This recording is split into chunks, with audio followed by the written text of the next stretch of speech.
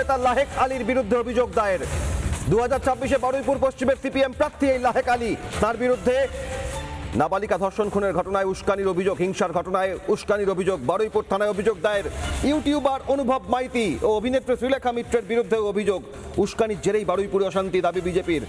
নাবালিকাকে গণধর্ষণ খুন ঘিরে প্রথমে উত্তপ্ত হয় বারুইপুর, তারপর গণপিটুনিতে প্রাণ হারায় ইন্দ্রজিৎ। ফুটবল খেলা নিয়ে বচসায় কুপিয়ে খুন হয় প্রসেনজিৎ।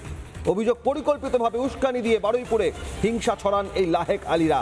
ঘটনার পর থেকেই বেপাত্তা লাহেক আলী, সিপিআইএম নেতা। এখনো খোঁজ মেলেনি সিপিএম নেতা লাহেক আলীর।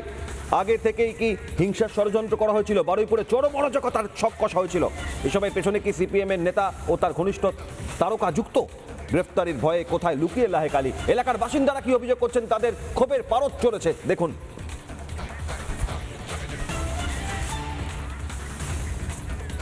ছেলে মারা গেছে তাই এরা আসছে না। এদের তো মুসলিম মারা গেলে তখন এরা উস্কানি দেওয়ার জন্য আসে। আমরা একদম জানবো না।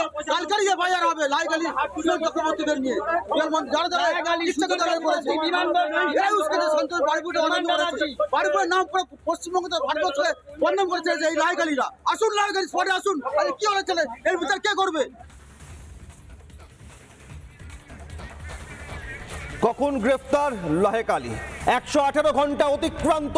সিপিএম নেতা লাহেক আলী উস্কানি দিয়েছে, হিংসায় মদত দেওয়ার অভিযোগ তার বিরুদ্ধে। বারুইপুর পশ্চিমের 2026-এর পরাজিত সিপিএম প্রার্থী লাহেক আলী, আর এলাকায় উস্কানি ছড়ানোর অভিযোগ। এলাকার মানুষের ক্ষোভের পারদ চলেছে। কখন গ্রেফতার করা হবে এই লাহেক আলীকে?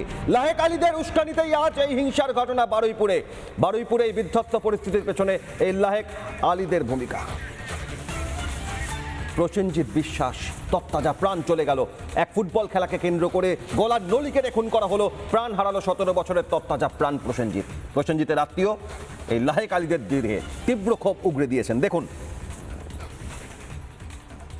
বাচ্চা মেয়েকে খুন করা হয়েছে বারুইপুর থেকে লাহেক আলী এবং অনুভব মাইতি, এরা গিয়ে সেটাকে সম্পূর্ণভাবে ধর্মীয় উস্কানি একটা দিয়ে সম্পূর্ণভাবে এমন একটা জিনিস বানালো যে এটা হিন্দু কোনো সম্প্রদায় করেছে। সে শ্রীলক্ষার মৃত্যু নামেরও এখানে করা হয়েছে। যেন উনি একজন দায়িত্ববান অভিনেত্রী, একজন মানে কি সামাজিক মাধ্যমে ওনার কথা মানুষ শোনে, সেখানে উনিও ওরকমভাবে ডাইরেক্ট বলে দিলেন। সিপিএম নেতা লাহেক আলীর বিরুদ্ধে অভিযোগ দায়ের। এলাকার মানুষের ক্ষোভের পারদ চড়ছে। প্রসঙ্গে রাজ্যের মন্ত্রী দিলীপ ঘোষ, বিজেপি মুখপাত্র রাজস্বী লাহিড়ী, তাঁরা কি বলছেন দেখুন। আমার মনে হয় এই যে অপরাধ বেড়েছে সমাজে, অপরাধীদের পেছনে এই কমিউনিস্টরা, এই বুদ্ধিজীবীরা চিরদিন দাঁড়িয়েছে। এরা নিজের খালি ইমেজ, নিজের নাম ছাড়া কিছু চায় না। যখন অপরাধ হয়েছে তার বিরুদ্ধে আন্দোলন, আবার অপরাধীকে সাজা দিলে তার বিরুদ্ধে আন্দোলন। আমি বলছি যে ডিম যেখানে সেখানে নষ্ট করবেন না। এই বুদ্ধিজীবীদের মাথায় ডিম ভাঙুন, বুঝিয়ে দিন এরা সমাজ বিরোধী। আর যদি সেরকম হয় এরা এর বিরুদ্ধে দাঁড়ান, যে অপরাধী এবং যে অপরাধীকে সাহায্য করছে, সমর্থন, দুজনকেই সমান ট্রিটমেন্ট করা হবে। প্রথম দিন থেকে আমরা বলে যাচ্ছি লাহেক আলীর কথা। একেবারে পরিষ্কারভাবে একটা সন্ত্রাসের পরিকল্পনা এবং একটা কমিউনাল অ্যাঙ্গেল এই লাহেক আলী তৈরি করেছিল। তার বিরুদ্ধে যে কমপ্লেন হয়েছে, এর জন্য আমরা ধন্যবাদ জানাচ্ছি। আর শুধু হিংসায় উস্কানি নয়, বারুইপুরে ধর্ষক প্রভাস মণ্ডলকে ভদ্রলোক আখ্যা দিচ্ছেন বিকাশ রঞ্জন ভট্টাচার্যকে। সিপিএম এর প্রাক্তন রাজ্যসভার সাংসদ, আইনজীবী বিকাশ রঞ্জন ভট্টাচার্য। ধর্ষক দরদি সিপিএম এর বুকে ব্যথা। ধর্ষকদের নিয়ে রাজনীতি শুরু সিপিএম এর। বিজেপি বিরোধিতা করতে গিয়ে ধর্ষকের পাশে সিপিএম, প্রভাসের পাশে দাঁড়াচ্ছেন বিকাশ। শুধু হিংসায় উস্কানির ঘটনায় বারুইপুরে ধর্ষক মূল অভিযুক্ত প্রভাস মণ্ডলকে ভদ্রলোক বলে আখ্যা দিয়েছেন বিকাশ রঞ্জন ভট্টাচার্য। কি বলেছেন দেখুন। এটা পরিকল্পিতভাবে একটি খুন, যার মধ্য দিয়ে তথ্য লোপাটের প্রচেষ্টা। এই ভদ্রলোক বেঁচে থাকলে, এই ভদ্রলোক বেঁচে থাকলে, এই ভদ্রলোক বেঁচে থাকলে, এই ভদ্রলোক বেঁচে থাকলে তিনি হয়তো অনেক গোপন তথ্য প্রকাশ করে দিতে পারতেন। আমি এই যে যাকে মারা হয়েছে তার ইতিপূর্বে কোনো রকম ক্রিমিনাল হিস্ট্রি আছে বলে জানা যায়নি। সে এত তৎপর যে পুলিশের বন্দুক কেড়ে নিয়ে পুলিশকে ফায়ার করলো। হিন্দি সিনেমা কিংবা দক্ষিণ ভারতীয় সিনেমার গল্প হতে পারে। পশ্চিমবঙ্গের মাটিতে এসব গল্প খাওয়ানো খুব কঠিন। আসলে ওরা বর্বরতা প্রতিষ্ঠিত করতে চাইছে, আইনের শাসন নয়, গুন্ডামির শাসন। বিকাশ রঞ্জন ভট্টাচার্য পক্ষে দাঁড়াচ্ছেন প্রভাসের। আর এই প্রভাসকে বারুইপুরে নাবালিকা ধর্ষণ খুনের ঘটনায় মূল অভিযুক্ত। ঘটনার পুনর্নির্মাণের সময় আগ্নেয়াস্ত্র ছিনিয়ে পালানোর চেষ্টা করে প্রভাস, এনকাউন্টার করা হয়েছে তাকে। আর এবার এই এনকাউন্টারের ঘটনায় তদন্ত করবে সিআইডি।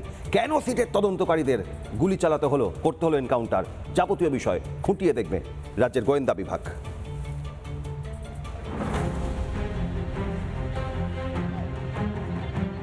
রবিবার গ্রেফতার, মঙ্গলবার এনকাউন্টার। বারুইপুরে নাবালিকাকে ধর্ষণ খুনের ঘটনায় ধৃত প্রভাস মণ্ডল নিকেশ পুলিশের এনকাউন্টারে। এবার বারুইপুরের এনকাউন্টারের তদন্ত করবে সিআইডি। মঙ্গলবার রাতে ঠিক কি ঘটেছিল, পুলিশকে কেন গুলি চালাতে হলো, তা জানার চেষ্টা করবেন রাজ্য পুলিশের গোয়েন্দারা। প্রভাস মণ্ডলকে এনকাউন্টার করা হয়, তার সমস্ত আইনি পদক্ষেপগুলো নেওয়া হয়েছিল কিনা, অর্থাৎ সেখানে অ্যাডিকুয়েট ফোর্স ছিল কিনা, কোন সময় নিয়ে যাওয়া হয়েছিল, ভিডিওগ্রাফি, এই যে একাধিক যে অ্যাঙ্গেলগুলো আছে সেগুলো কিন্তু খতিয়ে দেখবে সিআইডি তদন্তকারী আধিকারিকরা। এবং এই যে রিপোর্ট সেটা খাম বন্ধ হয়ে যে শীর্ষ আধিকারিক তাদের কাছে গিয়ে জমা পড়বে এবং প্রয়োজনে সেটা কোর্টের কাছে দেওয়া হবে। নিয়ম মোতাবেক এনকাউন্টারে জড়িত জেলা পুলিশ, তাই বারুইপুর জেলা পুলিশ এর তদন্ত করতে পারে না। সে কারণেই তদন্তভার তুলে দেওয়া হলো সিআইডির হাতে। যেহেতু সেই প্রভাস মণ্ডল পুলিশের আর্মস ছিনতাই করে নিয়ে পুলিশের উপরে অ্যাটাক করবে, পুলিশ ছেড়ে দেবে? মমতা বন্দ্যোপাধ্যায়ের পুলিশ নয়, এটা পুলিশটা শুভেন্দু অধিকারীর পুলিশ। ন্যায্য অধিকার তাদের যেভাবে বিগত দিনে টেবিলের তলায় লুকাতে হয়েছে পুলিশকে, সে সারটা পুলিশকে এখন খোলা হাত দেওয়া হয়েছে। তবে বিভাগীয় তদন্ত যেমন চলছিল তেমনই চলবে। শাসকের আইন আর বাংলায় চলবে না, এবার বাংলায় আইনের শাসন। তাই এনকাউন্টারের কারণও খতিয়ে দেখছে সিআইডি। রিপাবলিক বাংলা। নানা ধরনের কন্টেন্ট দেখার জন্য লাইক করুন, শেয়ার করুন আমাদের ফেসবুক পেজ, সাবস্ক্রাইব করুন আমাদের ইউটিউব চ্যানেল। পাশাপাশি অন্যান্য ব্রেকিং নিউজের জন্য অবশ্যই চোখ রাখুন রিপাবলিক বাংলায়।